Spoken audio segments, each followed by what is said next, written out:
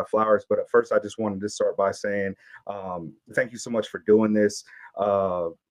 There's just I'm an old hip hop human being now, and so many of my heroes and the people who help kind of define my philosophy on life and my approach and my politics were from that generation that you helped found and broke ground in. As I told you when we were out, I first heard your work through Logic. I feel like I maybe got his CD from.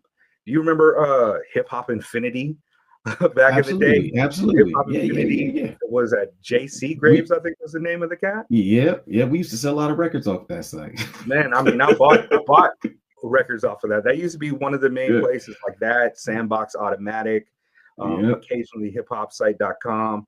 But yeah. but I remember reading, I used to look at those lists every year, the top 50 MCs that they had.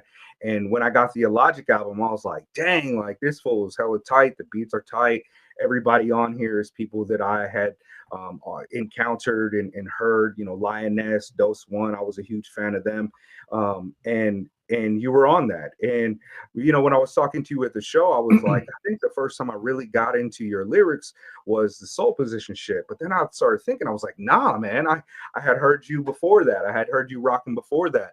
And pardon me, because that's 25 years ago now, basically. And that's how Yeah. long that I've kind of been rocking with you. And I just first want to congratulate you on all your success. Watching you perform as an MC it was like a TED talk. It was like the epitome of what I think it should be to be an MC.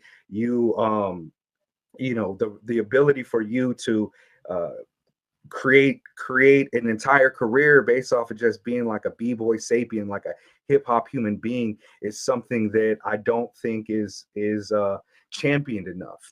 I know hundreds of MCs who were talented, and somehow, because of the area that they're operating in, that independent scene, they maybe didn't want to sell out, or their music was not what the radio wanted to hear. And you've managed to build an entire career, almost the last 25 years of you just working this hip hop culture and doing that. And I know during COVID you were saying you were driving a little bit, but still, man, your story is a success story in the canon of hip hop. And to me, you emphasize a lot of the things and the ethics that I believed in. Like I come from that keep it real generation, that don't sell out generation, that generation that wasn't necessarily interested in hitting all of the tropes about mainstream hip hop in order to reach those lengths. And man, you've done it, Blueprint. And so for me, talking to you is I'm saying OG, I'm saying legend, I'm saying all of these things because I've been around it for a long time and I've seen a lot of people fail, and you've maintained your success and you didn't follow the tropes and you did those things, man. So congratulations to you. Yeah, well, thank you. Appreciate the kind words, man. Yeah. Shit Another simple. thing, though, I was, I was so tremendously surprised. I've been in Japan for almost 13 years now, and I've seen all types of acts come through, but we get them few and far between. In my opinion, we mostly get that kind of a little bit above the tier of fame artistry than most of my heroes. Like Hmm. we don't really get your Micah Nine shows, but we'll have the Beat Nuts come through, and we'll have those type of level of artists come through. And I was surprised to hear that this was your first time out here. Yeah. Can you speak about that a little bit? Like, well, why did it take so long?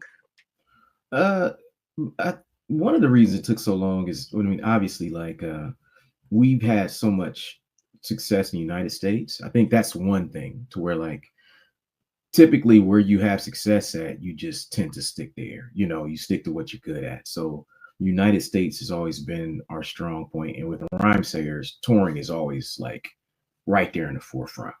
Hmm. So we always would take the approach, and really most rhyme sayers acts don't even go outside of the US that often if you Yeah. really compare us to other labels, like, because when it comes to the United States, we're playing these 60, 70 city tours, and we're doing 3 to 4 shows in each state.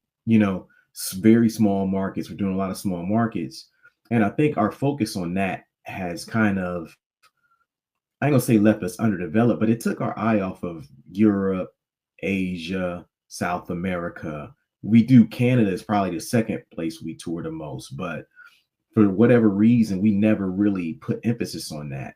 And I remember in 2011, we did a rhyme series tour in Europe, and that was one of the first times the label had ever taken more than one act to Europe. You know, and most of us were like, we went into that tour, they told everybody on the label, like, look, we're not that big here. This ain't like United States. So everybody got sacrificed on the money. Nobody's gonna really make anything. That was basically a promo tour. It was Atmosphere, Evidence, Brother Ali, Blueprint, Greaves. And none of us made no bread on that tour, even though we sold out a couple shows and it was well attended. It's just the cost of it. It wasn't our strong suit. Whereas if we'd have put that lineup in the United States, everybody would have been making bread. So I think over the years, we just kind of took our eyes off of it. I don't think I really had the connections with people over there that would have pushed me to do it like now. You know, I think Paulie moving back over here made a difference. I think my guy DJ Criminal, he was in Afghanistan for a while, and then he moved to Thailand, and so him being on a show and me working with him over the years, from being on his records to directing music videos for him, that relationship was kind of built over the years. And you know, he would be in my ear, and then every now and again I chop it up with Paulie about how's it look over there. Is it?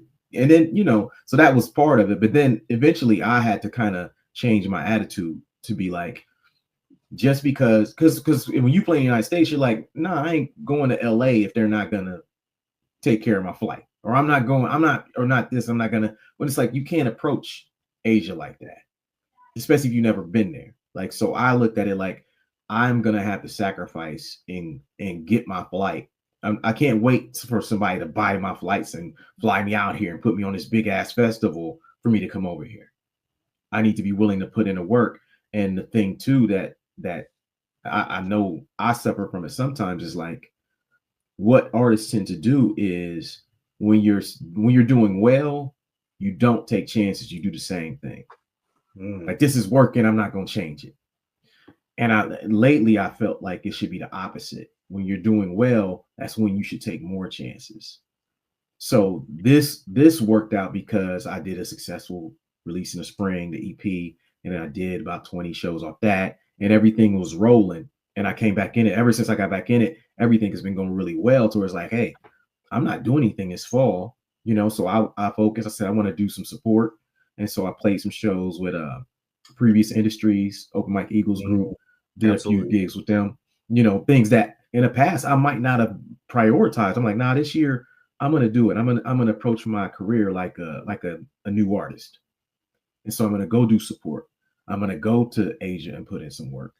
And so the timing worked out where I had this window this fall where we could pull it off, and it all came together. Okay, I actually didn't know that you were going to hit so many parts of Southeast Asia, and I heard you were in. You said you were in Cambodia. Is that right? Yeah, we did. Yeah, we did Phnom Penh, Cambodia. We did Bangkok, Thailand, and Chiang Mai, Thailand before we came over to Japan. Okay. How's the reception in those places? How do you feel about the shows and the type of events that they had, the crowds and all that? I thought it was really dope. Chiang Mai was just really, really dope. That was like they had everybody in the community involved on that. There was like graffiti. It was like a 4-level building where they had graffiti on the highest level. They had a b-boy battle at one point. They had like a gang of DJs who were just really killing all night. And it was like, you know, they had strong local support. And that show was really dope. There's a lot of expats in Chiang Mai as well. So there were cats there who I didn't feel like some of the other shows were like, I can't necessarily communicate with people because of the language barrier. Like Chiang Mai, in terms of like the amount of people speaking English, was very similar to Tokyo to me. You know, so yeah, like there was, you know, so at the show the other night, like we were a lot of English speakers, right? Yeah, and that's usually not all that surprising for Tokyo. But man, there was a guy out there. I think you and I were talking to him. He flew from the United States to come see you. Yeah. He came to my release party on November 9th or something in Columbus, and he was like, "Yo, I live in Columbus, but I'm gonna go see you in Japan in like 2 weeks. And I was like, what? He was like, yo, yeah, I'm from Japan. I'm gonna go back there and see you in 2 weeks. Word. And I forgot about it. He walked in like, hey, remember me, man? I was like, oh shit, I do remember Yeah. you. Yeah, he was ahead, man. He was wearing like a Yeah, artifacts hoodie, you know what I mean? Like yeah, just I yeah. know the event obviously it wasn't a packed house, but everybody that was there to see you and quite happy. And there was I met quite a few people who had been longtime fans of yours, and it felt really good. It was lovely. Yeah. I think that's one of the realities, and Paulie could probably speak to this as well. It's like one of the realities about artists.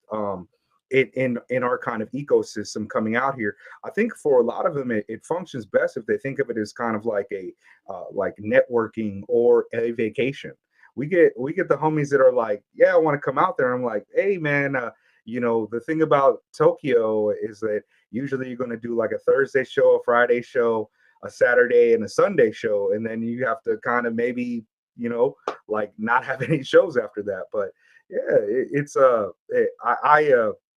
I didn't know that you were in Kyoto doing that, even though me and Paulie are so close. And we had a homie who was like, damn, I didn't know that was happening. I would have went out to that shit too. Man, I But man, told him too. oh I man. told him. Yeah, I gotta send him the fly next time. He hit us up. Yeah, we have people yeah. still talking about, oh, where was he at? I was like, bro, what you Yeah, talking? We've been promoting this for months. Yeah. Yeah, it was people from all over. Like that guy Yeah. from Columbus, he was not like the exception. Like we had No. a guy who flew in from Australia who was riding around. He drove 6 hours from what was that, Kyoto? Yeah, he went to the Nagoya show, Nagoya and then show. he went to Kyoto, but he didn't go to that show. But then he drove because he wanted to go to the Tokyo show. Yeah. I And then the one you show we talking about had. homie with the fly, Yeah, with the Evan? little, I think it was Evan. yeah, with like the pink joint. Yeah. yeah. Yep. Yeah. Him. Yeah. And then I the saw other James guy Harden from too. Taiwan. Yeah, we had a guy from Taiwan flying into Osaka. Yeah. We had a couple from China fly in. Yeah. A couple from Spain fly in. It was like that, I didn't think it would be like that when I got here, but that was really, really inspiring. What is your kind of perception of Tokyo? Did you or Japan in general? Have you been enjoying the food and the people and the culture? Yeah, absolutely. Absolutely. I mean, Japan is just dope in general. It's just like it's so different from the United States in terms of just like the mentality. Like in the United States, I feel like, my head be on a swivel. You know what I mean? Like, yo, what's going on over there? Who's back there? You know what I mean? Yeah. Like, you gotta have your head on a swivel indeed. in the United States. Yeah, like, yeah. can't get, whereas here it's just like you gotta teach yourself to do the opposite, to relax, because Yeah. everybody's just relaxed. Like that mentality of just like assuming the worst don't really work over here like that. The energy is indeed. not on that. You know what I mean? Yeah, we don't So really I have like the that. threat of violence like that. Yeah. Right. And so, like, you know how it is. It's like, yo, man, where we going? What kind of neighborhood is it? Yeah. Who will be there? Yeah. It's a whole process for me too.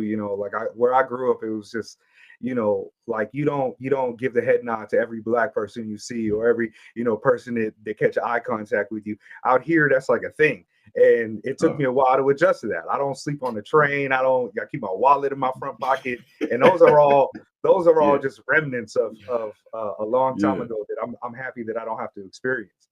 But what was it like in terms of your performance? Did you one of the things I like about your style is that it's very clear and concise, and you're able to you communicate your thoughts very well, and there's a clear through line. I feel like foreigners who have English as a second language would be able to access and understand your music in a way that is just much easier for them than even a Riff Napalm or a Video Dave, who use different types of colloquialisms. There's different poetic devices that they use, but for you, a lot of times it's not no metaphors and similes. It's straight up like, this is what I'm doing, this is why I'm doing it, it's here. And so I think that like the Asia market would be a great place for people. I think me and Paulie as educators, we could use your lyrics very easily to break down and explain and even teach a second language. So did you feel like the language barrier between you and the audience was something that was different than the American audience? Yeah. I mean, I definitely felt like after doing it, like my music and the way that I a rhyme translates very well over here. You know, I would add to that like my use of space. You know, like I'm very big on space. Some people, you know, it seems like simplicity, but it's more like there's times I'll take pauses, you know, and just kind of come back, and more so than a lot of my peers. But I've always been a fan of just the concept of space and art in general, as well as not just rhyming or vocally, but in production. And I think that works here because y'all know, as educators, like you can't just keep hitting people with things. You got to give them time to breathe, to catch up. You know, as a presenter, that's a concept I use a lot musically. And so yeah, I think a lot of what I say was getting caught, and I think that's the beauty of it. Now, I didn't really. Well, something that made me think that was going to be the case was there was this podcast I did here called Hip Hop for English Learning, or Yeah. Meso. Yeah, Meso's podcast. He's got a podcast where they yeah. And so maybe about 6 or 8 months ago, early this year, I remember they had did a whole episode on my song Persevere. And I didn't, at that time, I was like, wait a minute, there's a Japanese podcast doing a whole episode on Persevere. I didn't understand the word they were saying, but I knew it was good. Yeah. And then I thought about it, I was like, you know what? If they're I knew right then and there that the music translated, that my style really translated well over here. And that it was something that really kind of inspired them and was easy because, you know, they're teaching non-English speakers English through a song of mine and poetry and those kinds of. Then when I did the podcast, when I talked to them about it, you know, it was the same thing. I think that there's something about my style that really works well over here. And I think, like you're saying, I'm not trying to be more wordy than anybody. You know, I do have like, you know, my multis and everything like that, but it's all in the context of what I'm saying. It's not to show off. It's all, so I use them only as tools to get to the point and never too much, you know, because I always wanted to be understood. I never wanted to be like, you know, over people's heads. The irony is like, I come up in a lane where that's kind of the thing. So yeah, to some people in this lane, I'm an outlier in this lane. Yeah. I've always been, but I mean, and you're right there with like one of the most riddle fang cats. Like you and Aesop have been putting shit down for 25 years, and 25 years ago, Aesop was even more difficult to understand than he is now. But you've been managing to, you know, straddle that line of clarity and styling that, you know, it doesn't make you any less interesting. Yeah. Right. But I think, I mean, that just goes like you go all the way back to like Scribble Jam, you go back to Bernie's. I mean, there's a certain authenticity when it comes to like Ohio hip hop. Yes. And I do think, you know, I mean, you have Wu-Tang who came through there. You have Fourth Disciple. You have Lord Jazz from Boys Underground. You got Waitlist. I mean, you got, you know, Fat John and 5Ds. You got Mood. I mean, you have people. The delivery is important. You know, you're not just you going into some grimy spots. Yeah. You're going in, you know, we grew up in certain places where people want to hear some Jew. They don't want you to just say anything. Yeah. You know, so yeah, it's almost like a Midwestern way of communicating as well. Just like straight to the fucking point and just say the shit. Like that's kind of how we are. Just say it, dude. You know what I mean? Well, you know, that works in two ways too for the Japanese community because of the language barrier, a lot of them have had to rely on other people translating things for them in order for them to understand some of the kind of more solid ethics of hip hop, that kind of hip hop culture that they attach themselves in. Because, like you said, even in Thailand, in Chiang Mai, they're doing a 4-element shit over there. You know what I mean? There's all of these things that are less likely to occur in a lot of spaces in America. We've kind of a lot of the culture has moved beyond that, and even breakdancing is its own microcosm now in a lot of spaces. But out here, there's a rich kind of sensibility of like real 4-element hip hop culture. So when they listen to your lyrics, besides them being direct, concise, and to the point, you also have been kind of an educator in that regard, kind of a person who is laying down how can I say, the proper education. You know, you never really deviated from the ethics or the authenticity. And I think that's one of your strongest points as an MC is that, of course, you're able to like clearly lay out what you're saying, but your authenticity and your honesty are things that make your, your sentences hit harder, because the culmination of those things, all those things combined, those are the type of things that push me to be who I am. I learned a lot about my philosophy and my worldview through hip hop, and I was thinking like today, with a Logic's type, with a Logic's type of rhyming, and your type of rhyming, a Logic's a little bit more flowery than you, a little bit more poetic, in terms of like poetic devices and kind of flowery language. Yep. But both of you guys have been there the whole time, and I was thinking like, man, Print is kind of like a motivational speaker in a way. He's like an educator in a way. But at the same time, I was like, that's not even new in your career. When I'm thinking back, you were doing these same things 25 years ago. And I think it's something that really not only could speak to the Japanese people if they're able to pick up, with your usage of language, but also I think that that's one of the things that makes you so valuable within hip hop culture, because we have a lot of parts of the culture that rely and kind of indulge in these kind of antisocial activities that our grandmothers or our mothers or our great grandmas would kind of frown upon. You never seem to step in that shit. I think the most kind of brolic that I've ever really heard you get crazy with it was like, what is it? Big girls need love too. Like that's, you know what I mean? That's right. That's right. You know what I mean? It's just like Yeah. the rest of it is kind of just like, especially after bouncing, right? Where you kind of discuss your youth and alcoholism and how you kind of eventually you come out of that, and through that you redefine yourself in other ways. But the whole time it's still that through line of honesty with Blueprint that I think makes you one of the more interesting MC acts. There's not a lot of people who are doing what you do in a way that isn't fucking corny. When I listen to some of these young cats, when I do listen to some of these young, I don't want to say hate. Maybe I just often don't care to hear somebody giving me platitudes and pro-life tips and bumper sticker style raps, even if it's not antisocial, even if they have the best intentions. A lot of these kids, I'm just like, bro, like I okay, but when I don't feel that way when I listen to you, it's quite interesting, man. Because he's still trying to bust your ass. He's trying to bust your ass on the stage. That's what it is. Sometimes I think sometimes the people, sometimes I think that people take themselves so seriously when they try to do that shit that it comes off as like pretentious. And like to me, I never wanted to be pretentious either. It's like I hate a pretentious ass fucking rapper. It's like, nah, I would consider myself like a blue collar rapper who's very technical. You know what I mean? It's just as technical as your fucking, the mechanic you've been going to for 25 years. You know what I'm saying? While you in there, he gonna say some shit that ain't about the car. You're gonna be like, damn. He knows some shit. Yeah. He a beast on the shit. I fuck with him. You know what I mean? Like that's and he's not pretentious. He's not like lecturing you. He's just saying it like, hey, this is what the fuck it is. That's where I come from.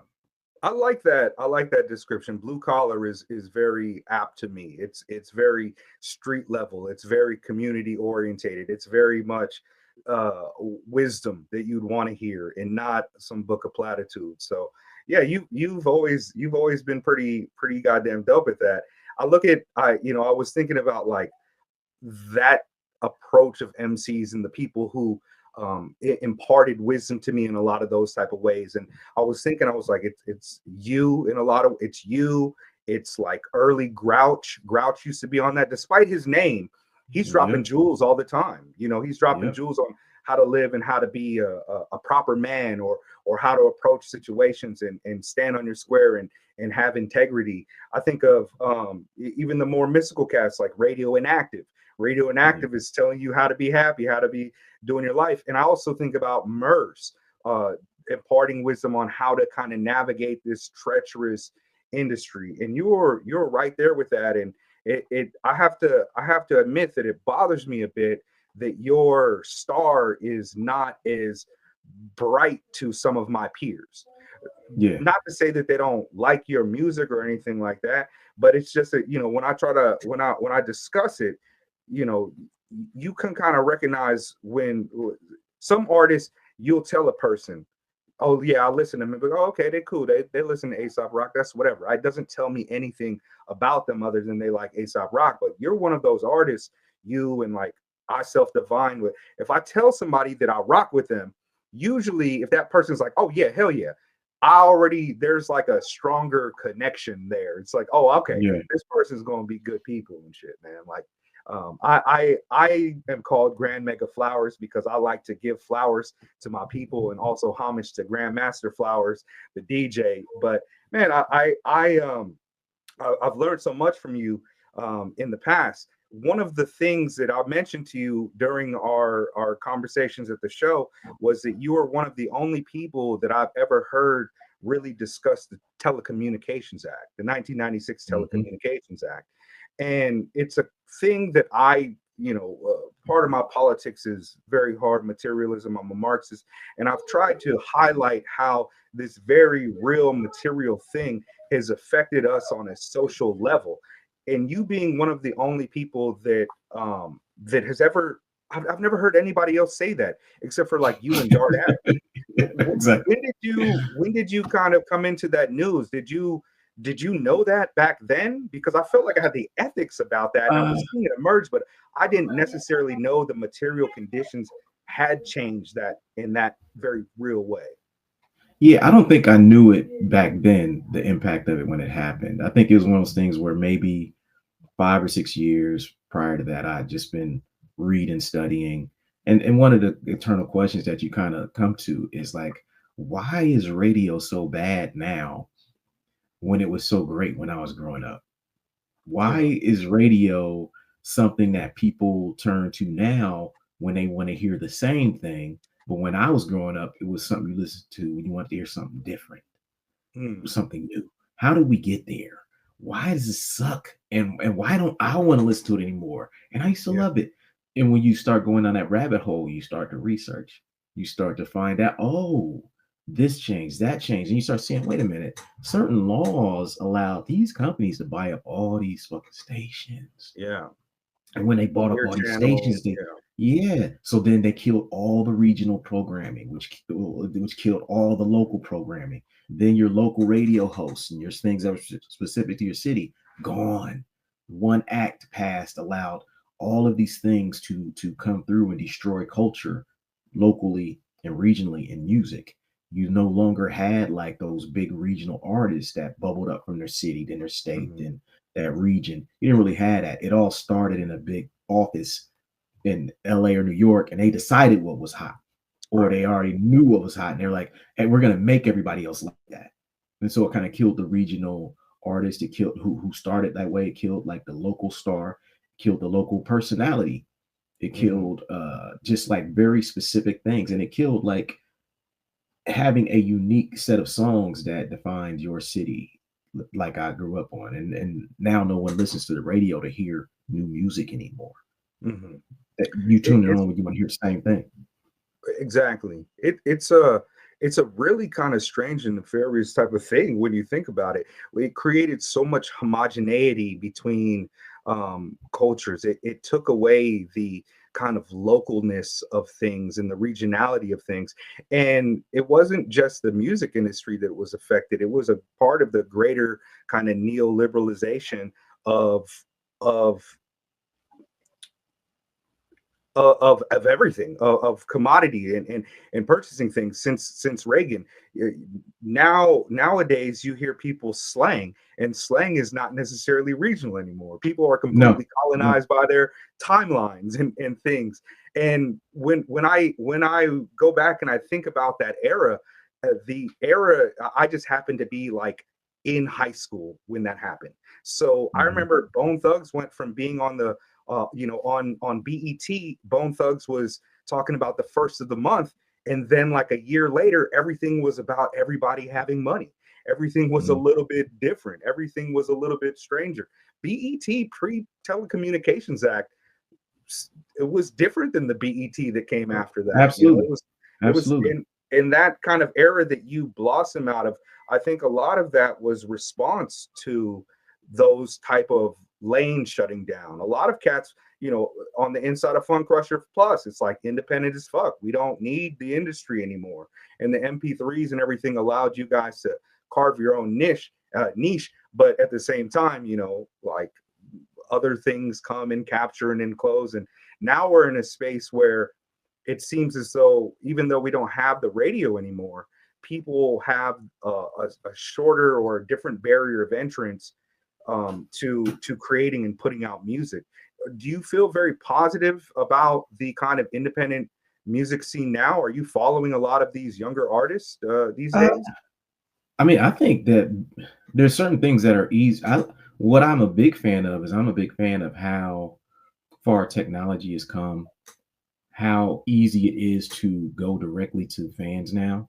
I think that's more powerful than ever. I think as an artist, me and Paulie, we came up in the gatekeeper era where we didn't have OGs, so to speak, because those cats felt they was kind of competing with us. At least in Columbus, it was like cats I wanted to look up to. A lot of them, they had the ability to kind of hold us back. Yeah. And so, which goes into why I help artists now. But I think now is a great time to be an independent artist if you're willing to embrace the new dynamics of this shit, which is that sometimes being interesting is more important than being dope. That's one of the new rules of the industry. And it frustrates a lot of artists because they think that all they got to be is dope. Then they fail to tell their story in a way that like engages people and gives them an opportunity to find their audience. Back in the day, you just had to be dope. Like literally, if you were dope, there's so many guys who got lost in the shuffle, between like the late 90s and mid 2000s because they were just dope. And the game was changing towards like, that's not quite enough anymore. Like now we have social media. Now people can see more of what we're doing. Now you go to shows and you actually sit at the merch table and you shake hands and you know who your fans are. Before, guys were too stuck up to do that. They just wanted to be, mysterious and anonymous. And this new era that we kind of came into changed the rules for those guys. The guys who had all the access and all the tools and all the resources and a team, when they didn't have a team anymore, they couldn't swim in these waters because they never learned. Whereas guys like us, we knew like, nah, man, the people are the most important thing. I learned it very early. First show I saw Slug signing autographs, my mind was blown. He wasn't even playing. It was a Greenhouse. It was Greenhouse, Adam's Family, and Idea playing a show in Chicago together. Slug was there working merch for Idea, sitting at the table. He was sat there and signed autographs for 10 minutes. This was in 2001 or 2000. And I was just like, is this what the fuck is going on? Is this where this shit is going? He signed every autograph, was gracious, sold people merch, was just chilling. And I was like, this is where the shit is going. It ain't no more hiding backstage. So those have been the new rules and the rules that we play by now for a long time. But the technology aspect is what makes me excited. I like what people are doing. I like that caster. The generation now, they are starting with the lessons and the templates that we ended with, right? Like we had to go years and develop these things. Now they sit back and watch and be like, okay, we start where they are at. And so there's really they have an advantage. Obviously, the downside is that it's way more artists, way more competition, way more saturation, way lower barrier of entry, right? But that's why I say like sometimes who you are and how you tell your story is what matters more than being dope. Because nobody can really do that better than you. Like I focus on that. I mean, obviously I focus on being technical, being a great producer, rapper, whatever. But I understand that like, if my music doesn't connect, sometimes it's just because I don't tell my story well enough, or I'm not willing to take it where it needs to be taken. You are always imparting jewels, and your experiences in the industry are something that you don't really get from a lot of other artists. Your touring mishap books, you know what I mean? Like, and things, and I think you and Logic co-wrote this. It's the social media cheat code. Is that? I wrote that all by myself. Yeah, that's okay, me. Yep. See, I know so many young up and coming artists by virtue of what we do on the show. We try to highlight some of these cats. I know some 19-year-old, 20-year-old kids who are trying to make art, and they're trying to figure out the world and do the best that they can. You're basically offering all of these jewels on your podcast fucking every other week, weekly. It's almost like Yep. a fucking how to independent hip hop for dummies. Chicken Yes. soup for the fucking hip hop head. You know what I mean? Like, Yes. those are the type of things you're doing, man. And I think that I think it's really phenomenal. I looked at the at I think it was a waitlist site today for the social media cheat code, because that's one of the I'm not much of a social media person, and Yeah. I didn't start my channel with the intention of growing, but I'm also, in talks with Paulie. Paulie's like, hey man, just because you want to put money back into the community don't mean it, or love back into the community don't mean that you can't earn it back yourself. And so I'm trying to figure out how I should further navigate. And I wanted to buy the book, but it looked like the PDF was sold out. Is that going back into print, or where can I find that? It's going to go back January 1st. We're going to Okay. launch I'm going to launch a Super Duty Tough Work website Okay. January 1st. And so I was actually started working on today over here at Paulie's house. And one of the things I wanted to do is start really adding more to that and making it more kind of like a thing, man. And more digital. So instead of that being just one book, there should hopefully be several things like that on the site come January 1st to really, really help artists more. A lot of these cats, they're just, they're getting the equipment, they're recording, being as creative as they can, trying to be dope as their heroes and still be different while being influenced. And they're just like, I guess I just upload this to Spotify now. I guess I just make a Bandcamp page now. Like, what do I do? How do I, what is the best way to reach out and be a part of these communities? And I don't listen to podcasts much, but I did listen to Super Duty Tough Work in the earlier days. I was seeing today you guys are on episode 340 or something like this, which is a lot of talking. That's a lot of hours. And I was telling you that back at episode, I think 44 is one where you took one of my questions that I submit to you on Twitter or something like that, and had a discussion about it. And while I already kind of knew how to handle that because I had been,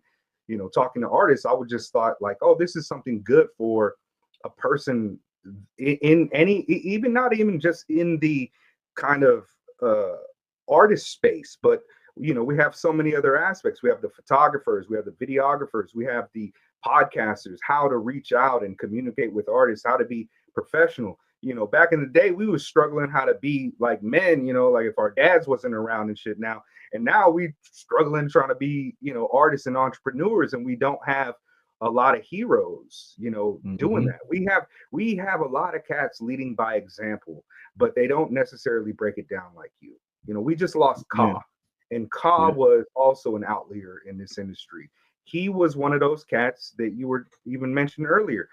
Cats that got lost in the shuffle from the 90s and in the late 90s, early 2000s. He was with Natural Elements. He didn't know what he was going to do, how he was going to do it, but then he settled into his authentic self, decided to do it, put everything out independent, built a fan base, started his website, communicated with the people, sold to them directly, and his legacy is so much more powerful than his talent even.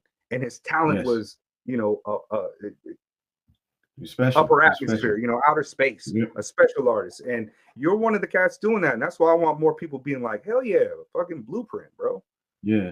Well, a lot of artists, they don't, what I figure is a lot of the veteran artists don't share because they still see younger artists as a threat to them. To be honest, it's unfortunate, and they will never admit that. But I think that's why they are so hesitant to like openly share things with people. I don't look at it like that. Me and Logic don't look at it like that. We always looked at it like we would be pissed off that no one would help us for that reason. When we were coming up, like, yo, we're not a threat to y'all, man. Like we can all be successful. So when I started Weightless, it was like the whole crew, we would move like a fucking fist. We would go out. We were known in Columbus as just being like the most unified crew. So like when it was time for an event to go on, say we had fucking 8 total people a part of it, like 2, 3 guys helping on a business. We would have 4, 5, 7 artists. Everybody would go pass out flyers for that one artist show, whoever show it was. We would show up at shows 5, 6, 7 deep. We hit every car. We would put flyers in everybody's hand. Even if you only want to come in for 20 minutes, put some on the bar, we held each other down like we was just organized. We made sure cats was paid properly. I never saw cats as threats. I always look at it like, yo, the stronger we are together, the more we can make this shit shake. It doesn't, and all of us are gonna get our turn. Like if you win, you know, like when Unforeseen Shadows blew up, I talked to Ryan Green. I said, look, man, Logic got the juice now. So we gonna have to support this man. I don't know what y'all feeling inside, but this 18-year-old kid, he got the juice. And so, you know, he about to be headlining. We not playing, Greenhouse not closing down the shows no more.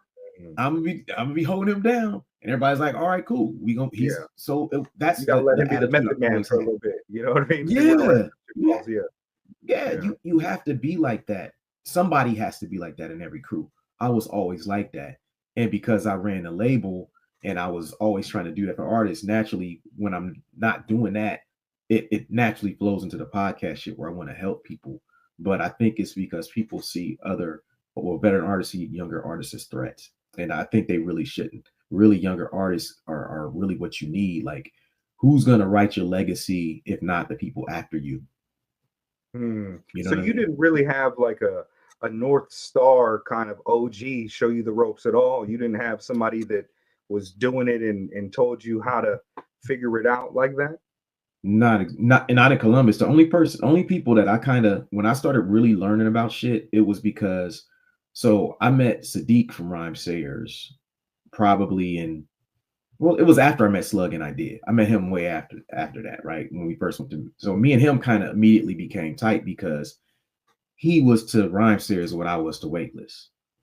So we would be on the phone and we would speak a lot about like just the business. Okay, how do distribution deals work? What's going on with pressing? What's going on with fat beats? What's an end cap? What's a you know what I'm saying? Like, how do you do these deals? What's a publicist? What kind of what's a good publicist? What's good terms? What's the average? Like all of these things, we would just trade back and forth and build. So like while they were building Rhyme Sayers, we were building Waitlist, and I was applying the things. We would trade jewels and trade resources, and okay, boom, and I would apply it to our artists. But I don't think he was like an OG because they were still learning. They hadn't put out any other artists from at that time they were still all Minneapolis. It was Musab, Idea Abilities, and Atmosphere. That was it at that time. And so it was Greenhouse and Logic at that time. But then like when I went on tour with Slug, that's when I learned how to tour. Slug and Atmosphere taught me how to tour. He taught me like the conduct of like how you treat your fans, how you practice. That was the first thing he told me. I didn't understand how to practice for shows. So I would just fuck up shows in the early going. Then I went on tour with him. And before I went on a God Loves Ugly tour, he flew me out to Minneapolis. He flew me and Dibs out there for like 3 weeks. We slept on his couch and on his floor, and we would practice every day. I would learn his lyrics for about 2 hours a day.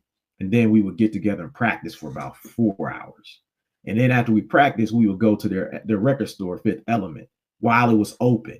And we would sit in the back on this little stage in PA, and we would practice while people coming in.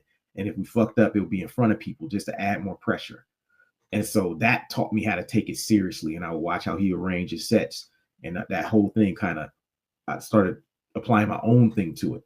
But that's who taught me touring, how to be serious about your merch, why you set up your merch table every night, why you sit there, why you talk to that's who I learned that from, you know. But I didn't have nobody in Columbus taught me shit. They didn't know shit. They didn't want to. They didn't want to, or they didn't know shit. Right.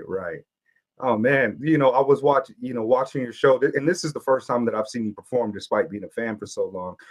It just never worked out, me making to a show. But your refinement, your presence, the way your voice cuts through, your stage presence, all of these things. I mean, you were playing off of SP404, which was something that I've grown accustomed to seeing out here because, you know, most people aren't carrying around, you know, MPC while they ride in the train. So they keep it real tight with the SP404. and you were just rocking off of that. But you hit the you bring in the beat, you know what I mean? You drop it in when the joint comes on, it's time to rhyme. You were so precise that when the beat dropped out, that's exactly where you were, even doing the crowd work and everything. And I was telling, my cousin AV, who is a very talented up and coming MC. He was there that night, and also my people, MJ the Sensei. I was just saying, man, like, I've seen a lot of performances. I've seen thousands of MCs perform, and there is just like another level sometimes when you see some of these cats, these incredible performers who get on stage and they show you a master class of MCing. And that's what I felt like I was seeing when I was watching you perform. I was like, damn. And you don't even be doing a double time, you know what I mean? You don't be doing, you know what I mean? You get dose one and he's gonna dazzle you with his breath control, Micah 9 too. But you just straightforward, and people were captivated. And I was like, bro, that's an MC masterclass. Thank you. I thought, well, like performing with a 404, is that a different part of your performance out here? Are you used to having a Logic with you, or a hype man, or a DJ? What was different about out here with your performance? Well, this year is the first time I've used a 404 to play live. I've usually 99% of the time people will see me will be with a DJ, and so I was always, because I used to DJ before I was really, really heavy into the making beats and rhyming. So I would always have DJs because I can communicate with them very easily and speak that language, and we can come up with really good ideas with DJs. So my sets with DJs were always the priority. But this year, I kind of wanted to put a focus on production more. I felt like I wasn't really showcasing it more. And I knew that, like, if I was going to ever get an opportunity to come over here and tour, I wasn't going to be able to afford to bring a DJ. And so that's why. So I started doing certain events this year. I bought the 404 like well over like 23. I bought it, and I didn't start messing with it till this year. But I was like, I'm going to start learning this, because I think that if I learn this, it can create something really unique for me playing solo shows. And I think that's what it's starting to turn into, because like I have not played a lot of solo shows with the 404, but I've been just messing with it and tinkering with it and trying to develop a way of doing it that's different than how other guys are using it.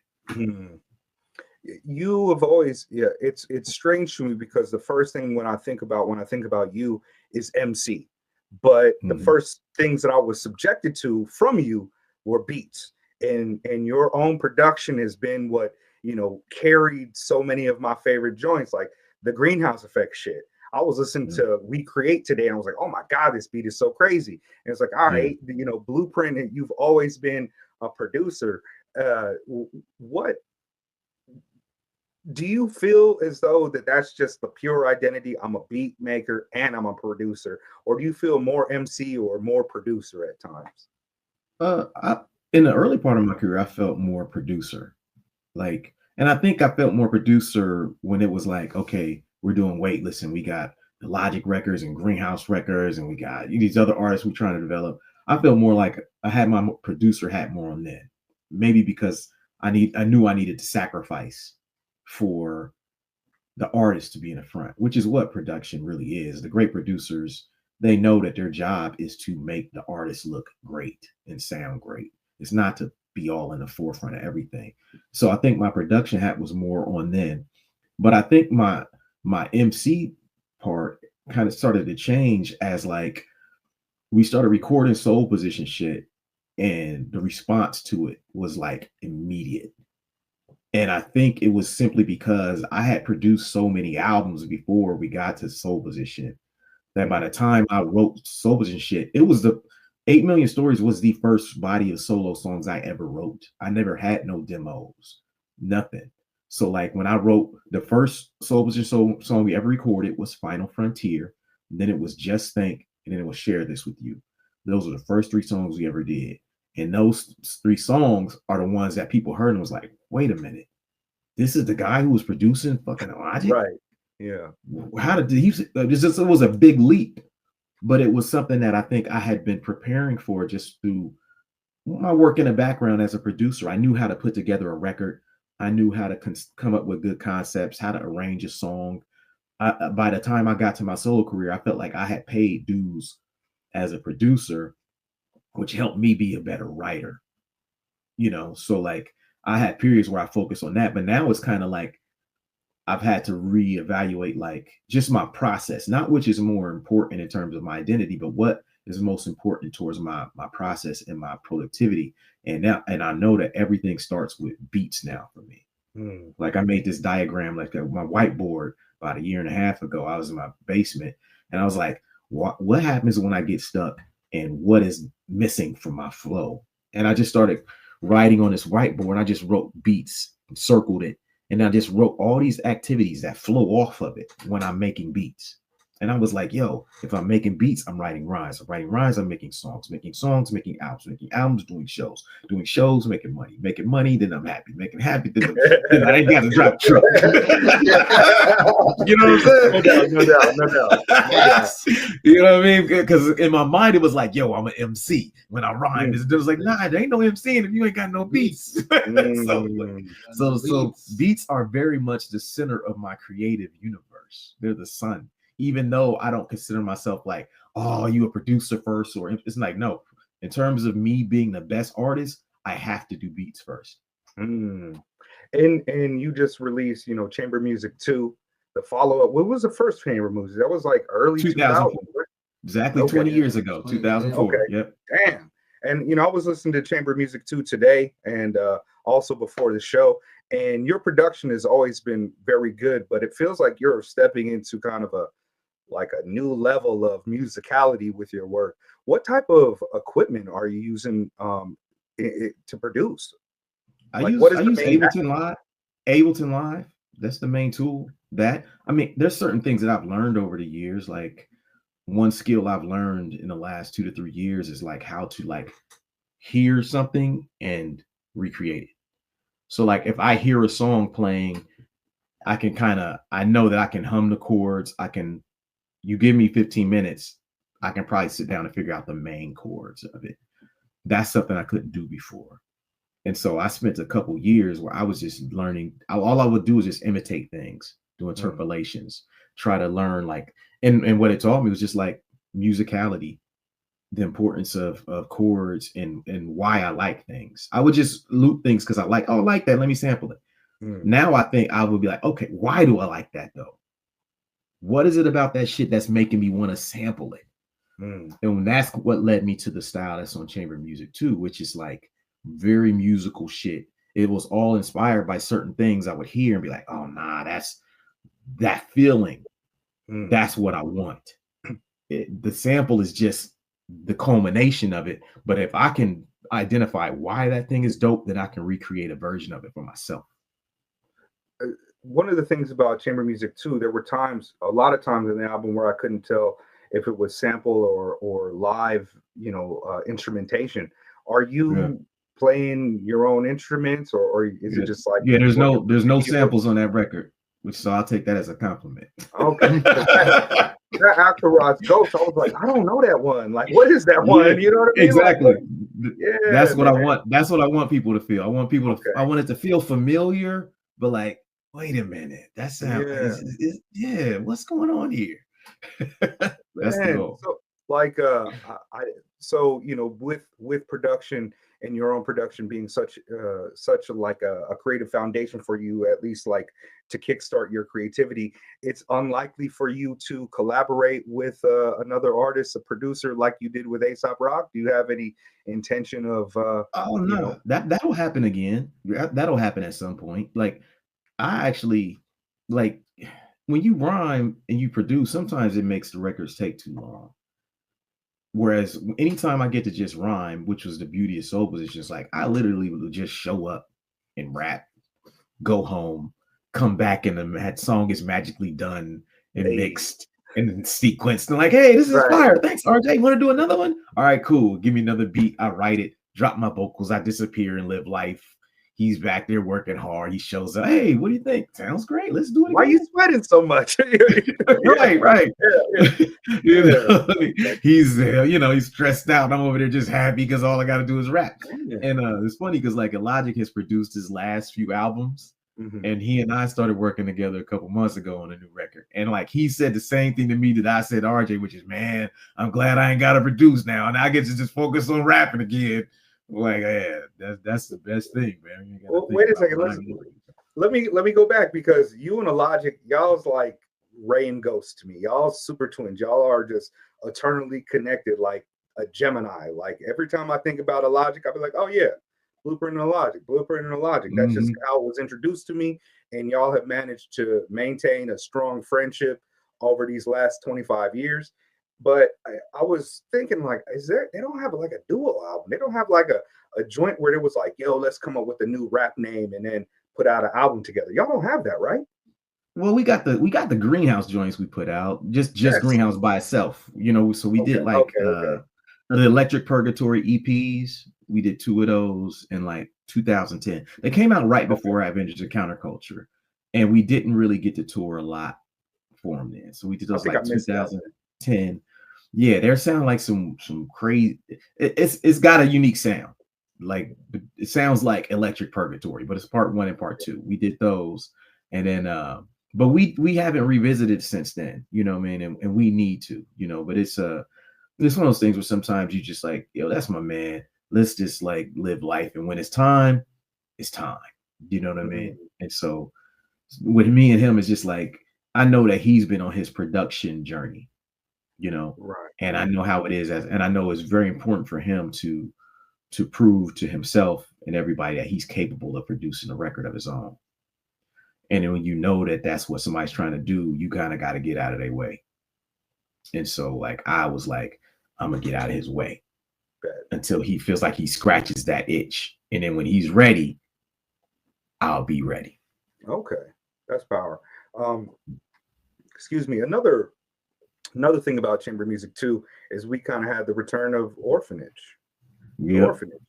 And for people of my generation, that's a legendary kind of lineup. Those freestyles are infamous and live on. And one of first, rest in peace to Idea. Of course, just a tremendous artist, and we all love the Idea. But listening to the Orphanage track, one thing that was in my head that I didn't realize, Sage Francis is not a part of Orphanage. I just remember that one freestyle where, he even says it, I'm not a part of the Orphanage, but that's exactly. or whatever he says, you know what I mean? Yeah. But I was just like, some reason I saw that and I was like, where's Sage? But, that's not the case. But I was hella hype to see that group, y'all all together again. Why can't we just get a full-length Orphanage? You know what I mean? Man, look, all of y'all are still dope as day one, even better. You know what I'm saying? We should expectation. That's the reason. That's what's gonna put y'all at the Super Bowl show right there. That's the one. That's the one that's gonna break out. That's the one that's man. I mean, because I was just I'm listening to like. It's crazy. It was like hearing the Tribe album come back out. You know what I mean? Like X amount of many years later, and perfectly on point, perfectly in sync. Just everybody, man. That one is really special. Can you tell me how that came together? What inspired that finally to reemerge for you on the album? I think it started with just like looking at the chamber music record. I thought like, because the first one had a solo Aesop song on it. Had a solo Vast song, Wind and Breeze from Adams was on it, Logic was on it, and I was like, I want those types of people from that time to be on a record. I didn't want this one to be like, I'm messing with newer cats, younger cats. Now, chamber music 3, 4, 5, whatever, they may have something different, but this one I was like, I wanted to stay true to kind of those kind of guys. And I thought like, yo, why try to get Aesop on a separate song again?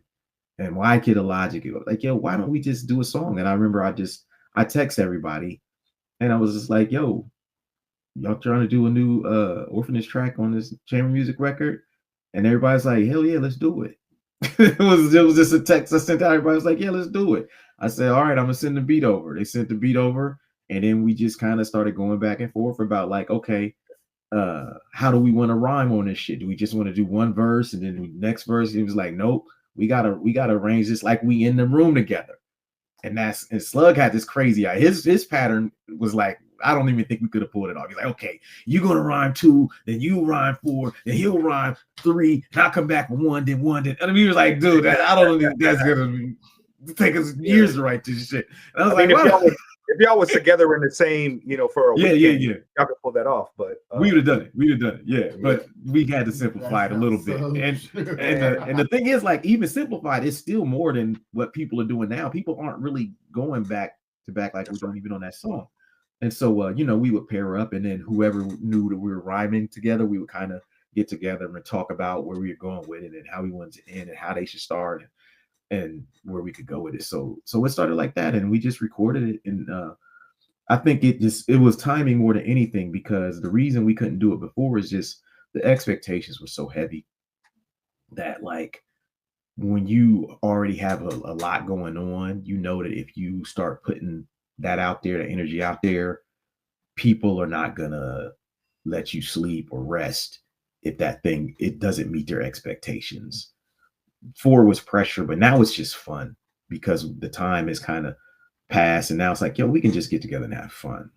Mm-hmm. And that's what we did there. It's just fun, showing that we could do it, and I think that's how we want it to be. As a fan, that's what I wanted. I didn't need y'all to come with a concept. I just wanted I wanted that the back and forth idea is actually really great for that, because if it would have just been one from y'all each, I'd be like, oh man, they're still dope and they rap together. But this one feels like boom, boom, boom, boom. It's like, oh, you thought it was done? Nah, we got hierarchy. We got all types of bars. Yeah, that one is special, man. That one that's one of my favorite songs of the year. I've had that one on loop quite a bit, man. Yeah.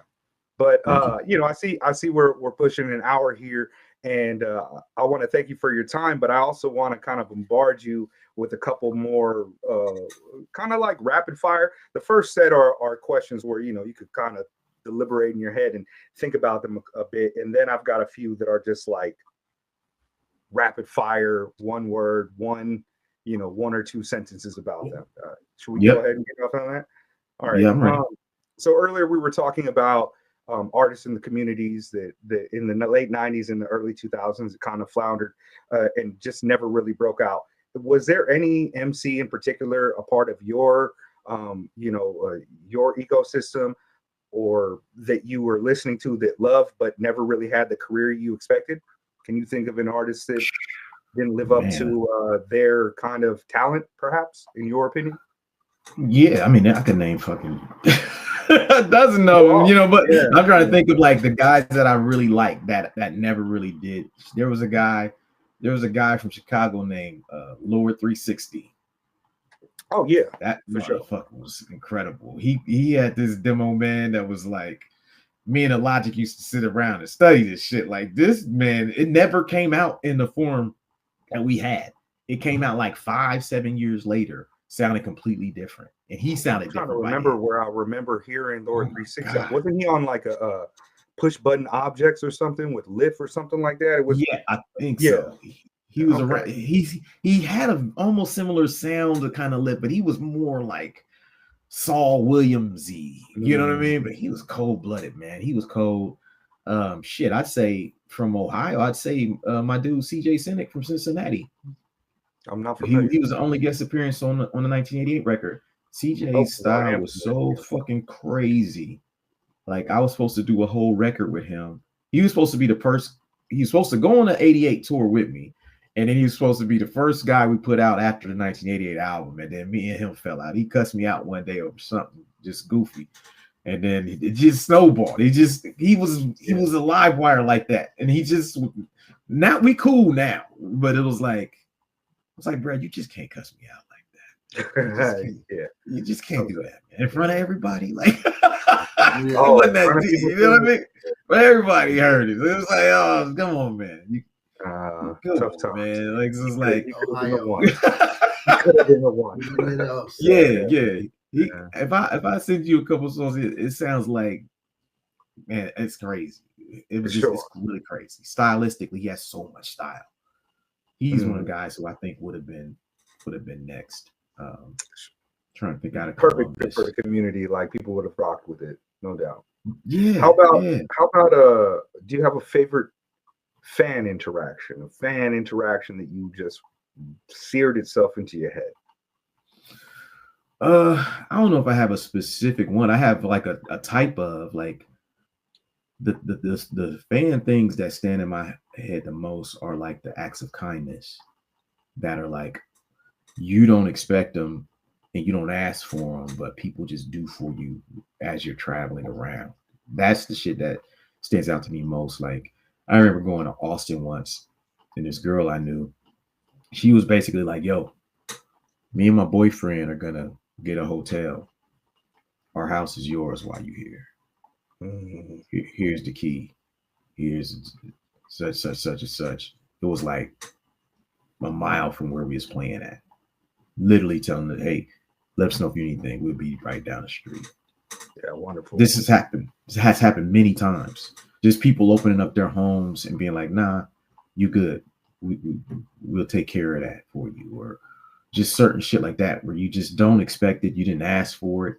You would have probably found a way to do some shit, but it's like the acts of kindness that have happened out there are just something that kind of it can make you emotional when you really think about it. You know what I mean? About how far music can touch people. And like, Paulie and me talk about just like people being emotional at that show. Like there were definitely several people who were moved to tears at that show in Tokyo. Dude, this dude came and he made a shirt with print on it, the 88. He came, he must have knew the anniversary was coming. He was ready. Yeah. Made a whole blue screen print shirt that did not exist. Yeah, that's you know wild. what I mean? And there was people I spoke to after that show who were like in tears. Yeah. They had been moved so much, It's been an emotional week. I was like rocking with him. I'm like, man, dude. Yeah. He's like, yeah, man, this is. It gets like that. When I heard you, when I saw you perform radio and acting, I mean, yeah, emotional, but I'm a giant child with it. When I heard when you were performing radio and active, I was just like, yeah, we hear the final front. Yeah, you know what I mean? Like I just felt like it felt so powerful to me, man. Your music really speaks to people. Again, I really love and appreciate you. Let me hit the you. One thing can I say before you get in there? It's just like people don't know how hard this man worked. Okay, I just wanted to say whatever he's putting out there on that stage and into the merchandise and everything. You think you're working hard. This man is working. I think I lost weight. I mean, he eating so much, man. Listen, and when I'm on tour, I'm not losing weight, okay? And man, he is so dedicated to, making sure that things move a certain way. And I have just like soaked up so many things in the week, what I'm saying? We've been together and he's always like, oh man, we just rolling with this, we're going to do that. And it ended up making sense. And we always laughing and, it's like, I feel like people should know that he's dedicated. He's committed to making sure that, I think that comes across in the stage and delivery. Yeah. I'm not being hyperbolic when I say it's a masterclass to me. I've seen MCs and I while I love to give flowers, I'm not known as being a liar. You know what I mean? I get hyperbolic a little bit, but when I was watching, I was like, masterclass. This is, I never followed up on my rap career because I didn't think of it as a career and I was just doing it because my friends thought it was dope. But I would never think that I would be able to reach that type of level of just precision. I've seen people do it for a long time, man, and you were incredible on the mic, incredible on the stage with the presence. So those are the things that like KRS-One instilled into me. You gotta rock the crowd, you gotta be an MC, you gotta be prepared, and you're just a consummate professional with the shit, man. Amazing. Thank you. I do want to hit you with a little difficulty here, perhaps.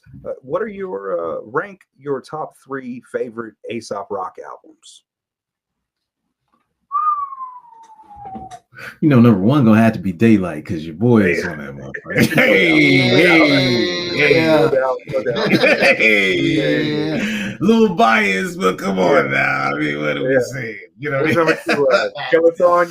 You got the deluxe on the Skeleton too, right? Yeah, you What know what I is mean. that? It's number two. It's number two. You know what I'm saying? Okay. Your boy shows up on that one, even though it's the bonus song. No You know doubt. what I'm saying? Hey, We're gonna include Vigilante Genesis on that too. Number three. That would be that's two bias. That would be just two bias. So that would be number three. Nah, you know, I'm gonna say, gosh, what's the one EP? Fire and Knives. Yeah, fast car, Fast car, fire and knives. Something like that. That shit. That shit is kind of slept on. I really like that EP, man. That joint with Camus on that is really dope. Rickety Rackety. Yeah. Yes. Rickety Rackety. Yeah. That's a fire joint too, man. I'm just I've been, A$AP Rock has been like one of my top favorite MCs since I was in high school. You see, I got the big A$AP Rock poster in the background and shit. And a lot of our listeners, I know that they came up because they followed us because of A$AP. So I had to hit you with that. I had to ask you those questions. Yeah, shout out to them. Yeah. But the thing too that's wild is like what you mentioned earlier is like how like a lot of my peers are very wordy and technical, and I kind of am like an outlier in this scene. And it's so wild because like, yeah, me and A$AP are so tied together, but our styles are so opposite. It's wild though, but it's like it just goes to show you like, dope is dope. And sometimes like just because a motherfucker isn't rhyming exactly like another motherfucker doesn't mean that he's not just as dope. You know what I'm saying? It cuts across all of that shit. A lot of times it's the contrast that makes it even doper.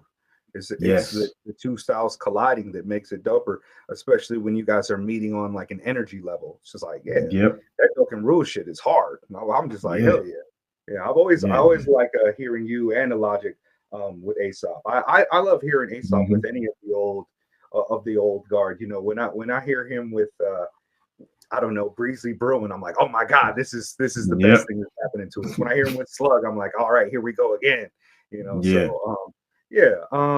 What about who do you feel is like Ohio, besides yourself or Paulie, Ohio's like greatest artist? Who's your favorite Ohio artist? Of course, we got like the Ohio Players, and I was about to say Roger Troutman. Okay. Roger. Yeah, Roger count. Does Roger count for it? Yeah, I mean, without a doubt. I mean, that's a better choice than like Machine Gun Kelly. But no. I'm like, you guys got a no lot disrespect to them, but I'm saying like he ain't got no bounce to that one. I mean, like like 9 Inch Nails aren't they from Ohio as well? Okay. Bone definitely. But Screaming Jay Hawkins too. So okay. Rashawn Roland Kurt. I just I've never been through the Midwest like that. I was a West Coast kid and East Coast kid and never went through the Midwest. Paulie is my connection when it comes to the Midwest and hipping me to game. That's why I never got to go to like a Scribble Jam up north. I remember hearing about him and being like, I want to go, but I was like 18, 17 at the time. I ain't no way I'm going to Minnesota, But how about this? De La Soul or Tribe Called Quest? That's a tough one, man. That is a tough one. You know what? If I were to go with just like early on, it would have been Tribe. But they're really even to me. I feel like both groups got like 4 classics. They got like 4 classics. They're like dead even. I would have to say narrowly Tribe. Very narrowly. What about Posthumous or Tip? Tip, and the only way I have to, Tip does both. No doubt. Tip is one of the rare people that I've actually done a mean imitation of on what's the song called? A Hero Dies Once. Only fools Okay. penalize anyone who thinks different. They demonize all the ideas and don't listen. I was listening to Mad Tip when I wrote that. You know, it's on that song. I kind of hear it now. Yeah, it's called A Hero Dies Once. It's on Two-Headed Monster. And even the beat feels like some doom doom doom doom doom doom. And I was like, it sounds like Tip. Like I'm really in my Q-Tip bag. Yeah, that's a so I can't even say like I have to go with Tip because I have never done that for Positive News, and I love Positive News. But it's like, nah, Tip is my man. I'm actually choosing the same choices that you chose too, actually. But no. I mean, Pasta News, I think he got one of the best names in hip hop, and he's one of the greatest of all time for sure. But I'm doing De La. I'm doing Tribe, and I'm doing Tip. Yeah. Tip is and plug tuning changed. Really was what single-handedly got me into hip hop. I was in Cleveland, Ohio, visiting my aunt. And I had this little boombox, and Plug Tuning came with a bunch of kids in this park across the street, listening to whatever. It might have been 93 or whatever. And Plug Tuning came on, and I was like, what in the world is that? I had never heard anybody like rhyme every other bar or like the poetic shit that they were doing on their Plug 1, Plug 2. I was like, oh my God, what is this? This is so crazy. How to do that? Yeah. Do you have a top 5 favorite MCs list? I don't know if I got a top 5 favorite. I mean, I got, obviously for me, it'd probably be like some KRS and Nas are probably up there, you know. Then there's like guys who like inspired me or influenced me a lot who are not necessarily like I would, to me, like OC and Buckshot had like a huge impact on how I rhyme. Bro, this dude spotted the OC record. We was in the store. He saw like a slither. I was like, word life. You know, OC was never huge, but man, look, when I heard Time's Up, I was like, oh my goodness. Yeah, like him and like the guys on Flesh, OC, Buckshot, and Organized Confusion were like heavy as far as my formative years of rhyming. Where it's like I think that's an Ohio thing too. Organized Confusion is like, I know more people in Ohio that put them high. We used to sit around and just imitate. Yeah, we just sit around rhyming, trying to sound like we love them, man. Loved them. I mean, incredible artists. I still be listening to Organized all the time. Releasing Hypnotical Gases. Like, oh my God, hey, man, crazy. I heard the story how they did that, how they cut the tape and then put it together, and then you know, I'm an old B-boy, so when that second part of the joint comes on, I'm like, oh yeah, I'm gonna have to spin on my lips for this one. Yeah, back when hip hop was fast. Yeah. Yo, there was several years where it was like the drumless type of shit was just everywhere, and of course I'm like, all right, yeah, it's a dope loop or whatever. But this year recently, I feel like okay, we starting to get some real drums again. We starting to get some finally. Shit. Yeah, off of the Shrapnel album, Castro, and Primrock drums. I'm hearing drums all over the place. I'm like, oh, please, thank you, God. Even though I love the minimal shit, I love Ka, I love all that, but the B-boy in me, sometimes, you know, the drums are going to speak to me first sometimes. And we're getting back to it. So I'm quite happy about that. B-boy shit, let's go. Okay, here goes some kind of quick rapid fire questions. Favorite animal? Dogs. If you could have any superpower, what superpower would you want? Invisibility. If you could collab with any artist, living or dead, who would you like to work with? Prince. Who is an artist not with us anymore that you would want another album from?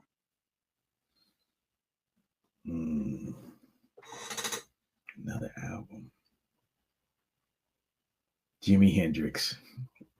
If you were on a desert island and you could only listen to 2 music artists, their entire catalog, features and everything like that, who would you choose? Tentatively, you may never get off the island. Stevie Wonder and Radiohead. Okay. Oh, they did have the Greenhouse Effect Radiohead joint. Okay, bet. I should have seen that one coming. No doubt. I almost forgot about that joint. Actually, you brought it up. Wait, was that official? Did you release that on Waitlist, or was that just something that was floating around the internet? We made it, but we couldn't put no real label on it, so it's not. It's just got a sticker on the jacket. It's like this green vinyl, Greenhouse versus Radiohead. But okay, y'all printed it up. Okay, it's printed up. Yep. Our distributor printed it. Yep. It sold out too. That motherfucker flew, but it was like we couldn't really lean into it or put it on the digital. It must not be DSPs. anywhere online then, right? Is it on YouTube? I haven't heard that for. I actually hadn't thought about that for at least 15 years, a decade. Yeah, if it's on YouTube, we didn't put it on there. Somebody else might have put it up there. That's a lost gem. Oh, you kind of blew my mind with that. I just haven't thought about it in a long ass time. Wow. Go to Discord. Yeah, I'm gonna have to figure it out. I'm gonna have to find it. I might have it on my old MP3s actually. I'll be able to pull it up. But okay. Last question, and then we can go ahead and get out of here. Cold water or room temperature? To drink? Or just I guess, yeah. Sure, to drink. Cold. Okay. Not no cold showers though. Oh, really? We're not doing the cold shower. I'm not a cold shower person either, but that's also like one of those like a motivational speaker type of thing. Yeah, like, you gotta take cold showers. Don't sleep. Yeah. You gotta wait till 5 o'clock. Yeah, be productive. Yeah, fuck that. I'm taking warm showers. I'm getting 8 hours of sleep. I ain't listening to none of that shit. No sleep you talking about. Yeah, no doubt. Yeah, I feel like anybody that's like a life coach, like if nobody that is a life coach should be a life coach. It just seems like antithetical. Like you should not do that. Yeah. If you got to declare, really, life coach should be some shit where people just ask you so much that you just end up doing it. You should never like declare yourself. Yeah, people be like, "Oh, that's my life coach over there. If I got a problem, I got an issue with Tori, I just go hit a blueprint and shit." But like if you're a business card or you just like if it's like on your album, on the album sleeve, like life coach. Yeah, that's you frauding, probably fraud. There ain't no way. Ain't no way. Nah. Oh, hold on. I just thought another question. Favorite movie associated with hip hop film? I know Super Duty Tough Work. Okay. Well, you got the Juice. Yeah, man, got Juice now, kid. Yeah. God, that movie bothers me, man. I love it, but it just bothers me. Every time I see Tupac in that, I feel like he was just like, oh shit, this movie was tight. I was dope in that movie. I'm just gonna be Bishop for the rest of my life. Yeah. It was a very fucked up movie, if you're really honest. It's very fucked up. Like morally, everything is bad about that movie. Dude, when they went to school, he was by the lockers. Yeah. He's like, you said I'm crazy.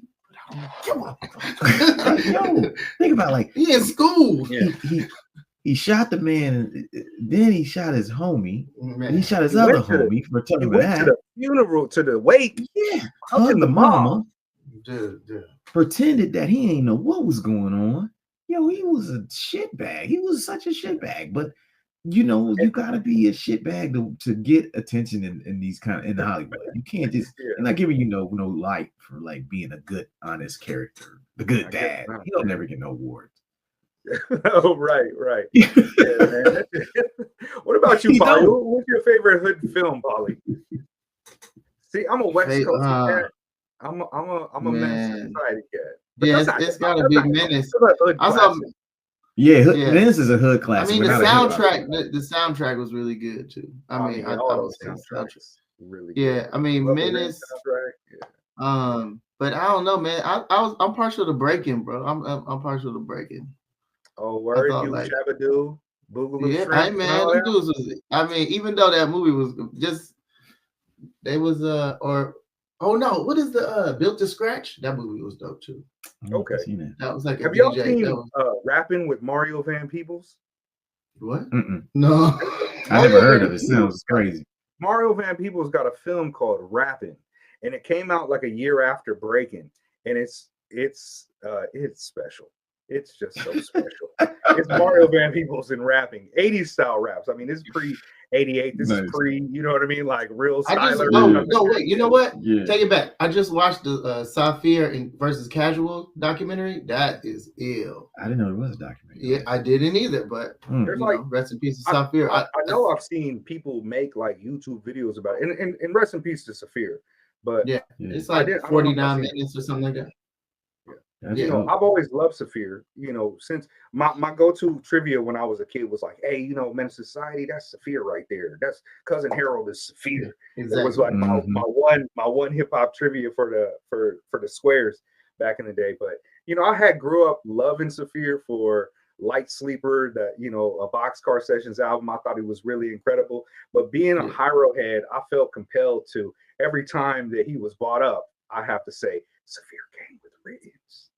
Yep. In that battle. I had to just say it. He ain't freestyle that. He ain't really freestyle. He came with the writtens. Yeah, but yeah, that's another tragic. We've had a few tragic passes this year, man. Ka, DJ Kent, Saphir, there's somebody else. Chino. Oh, Chino XL. Oh, Chino XL. Yeah. Man. All right, I got one. What was your favorite show? Rest in peace. With Prism. DJ Prism. Oh, my favorite show with Prism? Yeah. You know, I got mad Prism. Listen, they used to rock in Ohio, man. Like, come on, it was crazy. I remember shows. One of my favorite moments with Prism was like how he would just bum rush the stage with nobody's permission. Like if it was somebody on stage that he didn't think was like dope or some opening act was whack, he wouldn't even be on a bill. He would be like, yo, man, this shit is whack, man. I'm about to just go take the mic, Print. He would take the mic. He would start beatboxing. He would get 2 mics and be beatboxing. He'd get the shit so hyped. Then we'd just go rock. But he would like do that shit all the time, man. Prism was like a wild dude, man.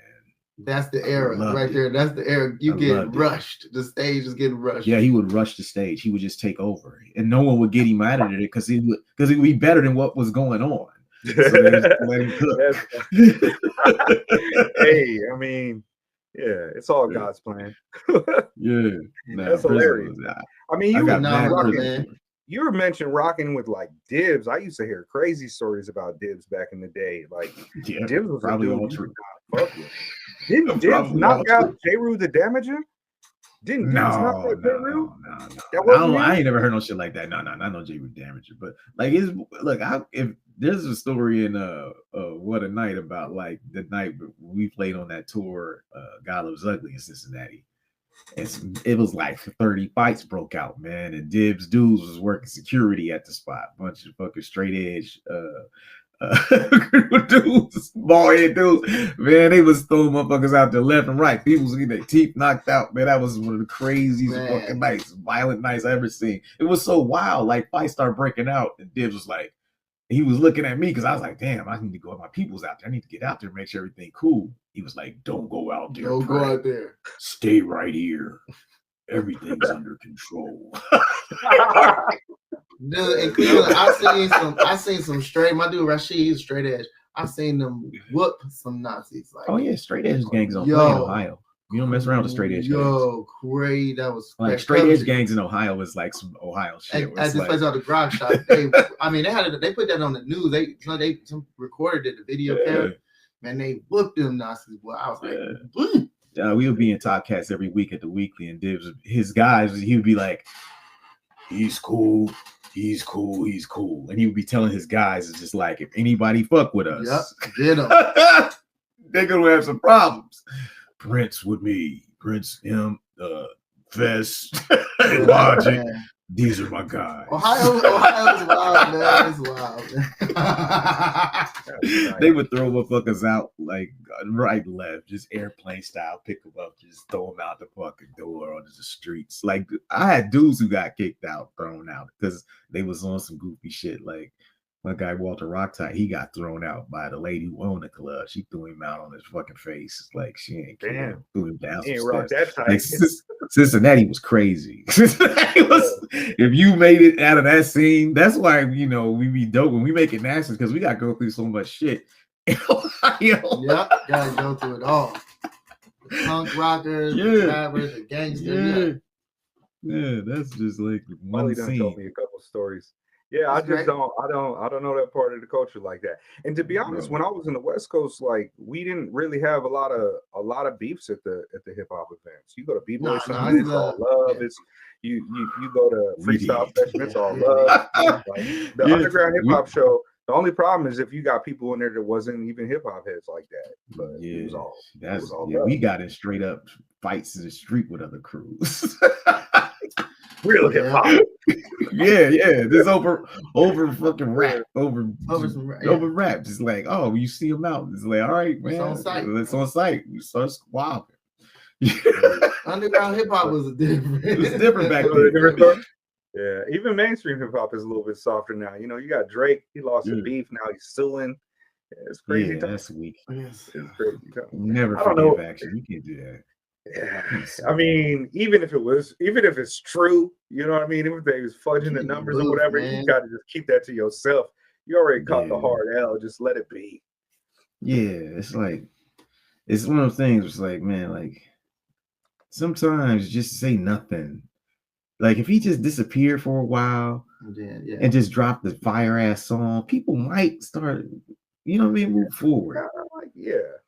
You start getting into litigation. You can't sue people in hip hop. It's Yeah, hip hop, that's man. You can't be suing people. Nah. You might as well Did you just challenge him to a fair one.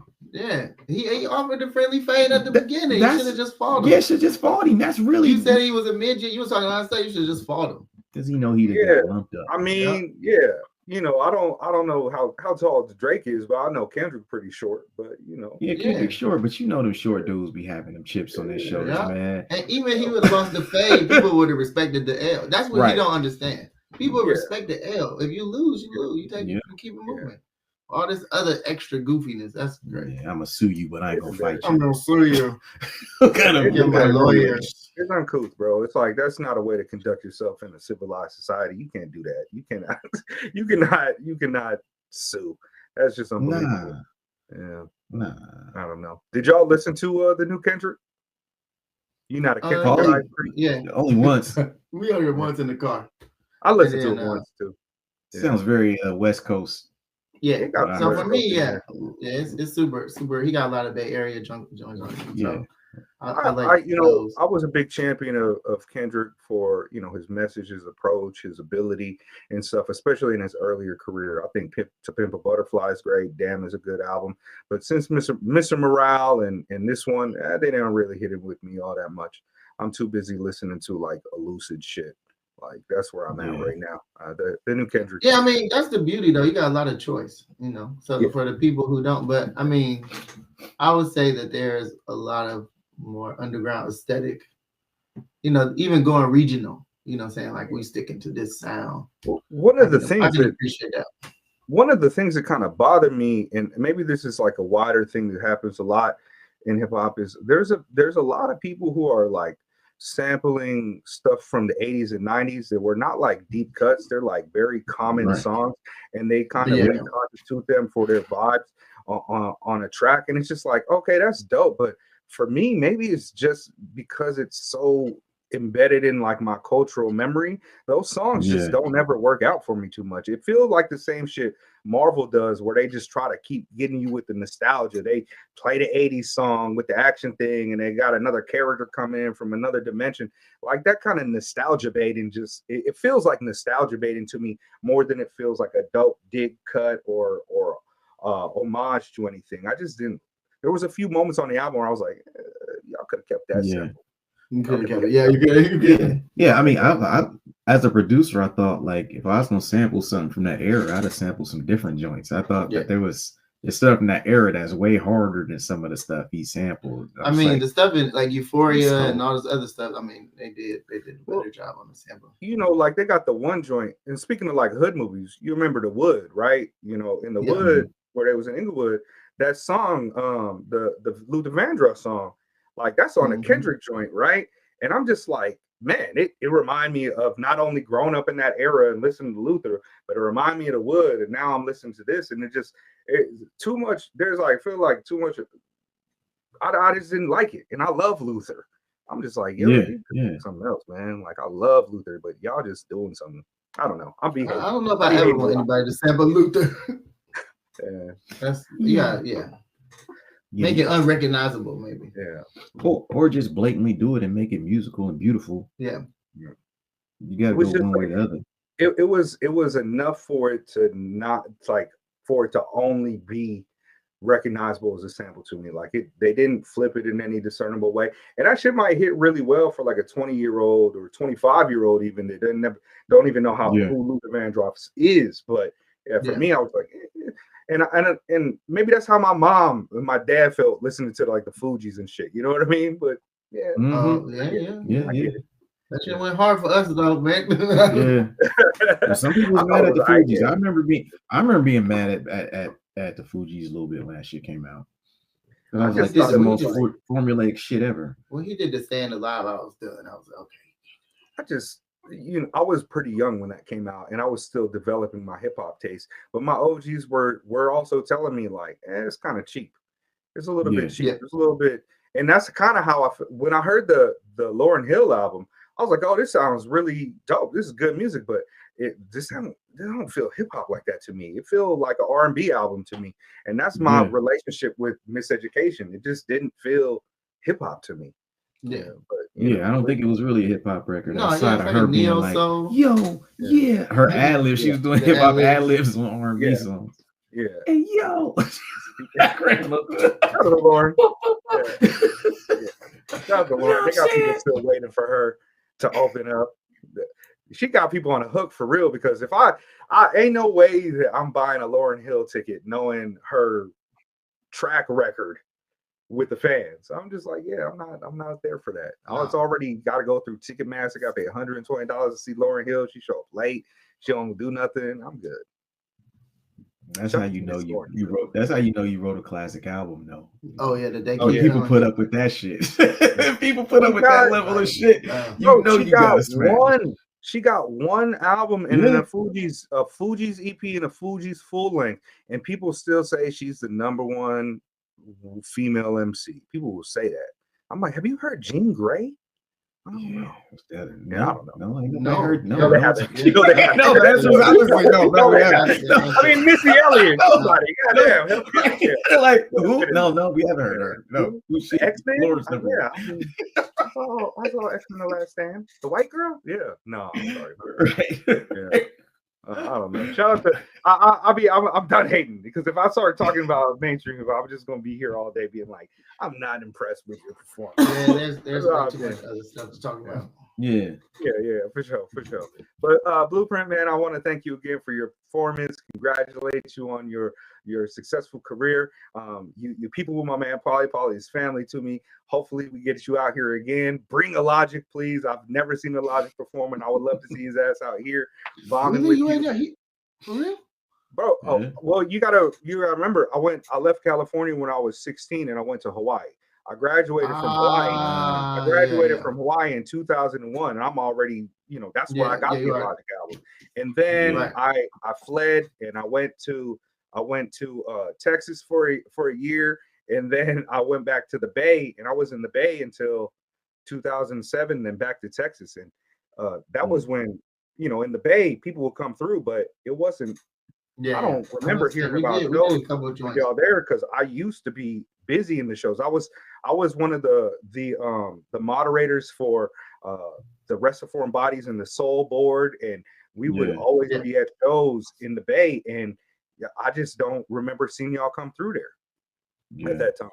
That was like what? Later. I left the Bay in 2007. Then I was in Texas in 2012. And Texas for me was just, I felt like the hip hop was just being slowly drained from my body living in Central Texas. Even though South by Southwest would come by every year, and it would be dope. But man, Texas was rough on you. For you, South by Southwest. You say last time I played it? Yeah. Last time I played South by Southwest was 2011 with Macklemore. Oh wow! When I was on tour with Macklemore. You went on tour with Macklemore? Oh yeah, yes. I think I got that fly. Yeah, I did like 3 weeks with Macklemore. Macklemore was really big in 2011. Was he? Yeah, that's when his thrift store came out the end like that fall. I toured with him like that January. He was already big. We was doing 2 nights in a showbox in Seattle, which is like 1,200 cap. He had that joint the town or something like that. Yeah. We was playing some big ass shows. But he was nominated for the Grammy in 2012. Then, yeah, that was a Kendrick year. Okay. Thrift shop. Yeah. So that was last time we did South by Southwest. We drove from like San Diego to Texas. I was there in 2011. Yeah.